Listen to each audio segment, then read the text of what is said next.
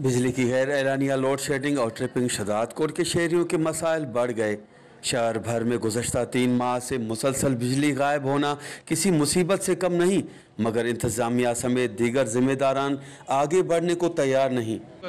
शदादकोट आहे, शदादकोट में लगातार ॿियो टियों महीनो आहे वापडा वारा जेको आहे हथ लाज़ू लोड शेडिंग पैदा करे उन में जेको आहे कनि चवंदा बाबा जेको आहे मथां हुकुम आहे, मथां हुकुम कुझु बि न आहे। हिते गोरा बिल मोकिले था वञनि, जेके कॾहिं कॾहिं गोरा बिल कुंडनि जे बहाने में बिजली खे वधाए था छॾनि। काफ़ी असांजा जेको फ्रिजूं आहिनि, जाफ़र पखा आहिनि, बल्ब आहिनि, उहे सड़ी विया आहिनि। उनजे करे जेको आहे असां चयो बाबा इहो बिजली हलायो त बहितर हलायो, न हलायो त इहो एॾो सारो छाजे लाइ ज़ुल्म था कयो। ऐं हथ सां जेको पंहिंजो वठंदा आहिनि पैसा, पंहिंजे फी जेको हर उन खां नालो छा थो थिए पाड़े जे हिसाब सां, कंहिंखो 1000, कंहिंखो 5, कंहिंखो 2, 3 ईअं लगातार उन्हनि जा शर्ता रखियल हेठूं त बाबा तव्हां कमु हलायो। जेको लाइनमैनूं जेके कमु था कनि उन्हनि जे हेठां कमु था कनि, बाबा असांखे पैसा ॾियो, पैसा वठी था वञनि। उन खां पोइ जेके वेल्डिंग जा कारोबार आहिनि, दुकान आहिनि, उहे वीचारा परेशान लॻा पिया आहिनि। रोज़ी आहे कोन, चुप कई वेठा आहिनि। बिजली हले त माना उहो रोज़ी कनि, रोज़ी कुझु बि कोन्हे को, आवाम परेशान लॻो पिया। हिननि खे जुए बि चक नथो हुजे।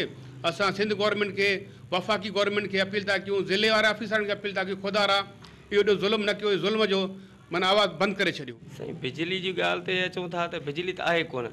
3 महीना थी विया आहिनि जेका बिजली मुस्तलस कान थी हले असां वटि, हले थी अहिड़ो झटको ॾेई ख़राबु थी अचे थो। बिजली जो काफ़ी असांजा जेके आहिनि पखा सड़ी विया आहिनि, टीवियूं असांजूं सड़ी वियूं आहिनि। बिजली करे थो 3 माहनि में कॾहिं बि को ऐलान न थियो आहे त भाउ बिजली बंदि थींदव तव्हां पंहिंजो, या को असांजे बिजली में सिस्टम में ख़राबी अथव त पंहिंजो को लाइन वाइन बंदि करे छॾियो। जंहिंसां बिजली वारनि खे काई बि परवाह न आहे। वापडा बिल्कुलु लापरवाही सां कमु थो करे, बिल्कुलु लापरवाही सां। वापडा वारनि खे को चवण न आहे। असां मुतालबो इहो ई था कयूं आला ऑफिसरनि खां, बराए महिरबानी असांजे ज़िला कंबर शदादकोट जो बिजली जो सुधारो कयो वञे।